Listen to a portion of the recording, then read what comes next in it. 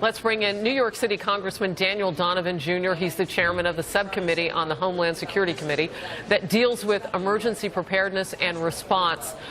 We have talked about a lot of different things this week recently, mainly taxes and now terror. I saw you on social media last night getting the word out. What are you telling your citizens here that you represent and even wider here in New York? Well, first of all, our prayers are with the families of the lost, the people who were perished yesterday and those who are still trying to recover from their injuries. We're asking people to be diligent. A lot of the information that we get, Harris, a lot of things that allow us to protect New York City and the rest of our nation is information that we get from individuals. They see something that they're uncomfortable with. As your prior guest said, please say something. Be overcautious. If there's nothing there, there's no harm. But some piece of information somebody might be able to give us might protect lives in America. No, I was in Europe this summer, and they've had so many attacks. It's been just a bloodthirsty course that the terrorists have had there. And one of the differences that I wondered about when I saw this yesterday, having walked along and ridden my bike along that path, was, are we getting to the point where we have more pylons as they do in Europe? And it does impede your freedom, if you will, but is that something that's now at an emergency level being talked about? It is, actually. Myself and another congressman from New York have dropped a bill that would allow New York City Police Department and other law enforcement entities to buy pylons out of a fund, as we saw what happened in Times Square when that individual drove his car through a pedestrian area. Pylons will protect and defend areas in which pedestrians and bikers like yesterday were using. So yes, that's certainly a help, but being diligent and notifying law enforcement authorities about what you see has been a great aid to us throughout. This was the first real attack on New York City since September 11th of 2001. And Harris, New York remains the #1 terrorist target in the world. We can't be fooled by that. We are still the target of our enemies, and we have to do everything to protect our citizens. You know, Congressman, a few weeks ago we got a heads up that the terrorists, particularly perhaps al-Qaeda, the ISIS terrorists there, would want to hit our aviation. They would want to hit us in a new way, hit us in a continued way. We have nothing to suggest yet that this would be command and control, where ISIS said, go do this, and this person went and did it.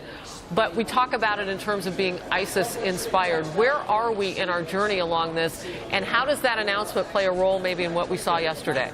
Yeah, I mean, we know from the evidence that was gathered by the law enforcement authorities that there was a pledge to ISIS in a note that was left in the truck. There was an ISIS flag. We know that Inspire magazine, something that people who are radicalized follow, ISIS leaders tell them how to attack individuals. We've done a real good job protecting our hard targets, the Empire State Building, the Capitol here in Washington. But it's these isolated attacks that we are now challenged to defend against. And using a vehicle, this is the 13th or 14th time in the Western Hemisphere where a vehicle was used in order to assault individuals. So these are more challenging times, but our law enforcement people do a wonderful job. New York City Police Department, the FBI, they mine the internet, look for chatter that will give us leads to people like this individual yesterday who attacked the citizens of our great city. And so we're doing a good job, but what we do in our committee is we ask those experts, those people on the ground, those people in charge of protecting us, what tools do you need to better protect the citizens of this nation? And that's how we determine what legislation to put forth so that we could be an aid to those people on the ground every day. All right. So I took a note on the bill for pylons to purchase those. I'll be watching to see if that and when that moves forward. One last question for you, because you mentioned Inspire magazine and some of the ways that these bloodthirsty savages talk to each other about wanting to kill those of us here in the Western Hemisphere and beyond. One of the things they said that they would be considering a hard target would be our Thanksgiving parade.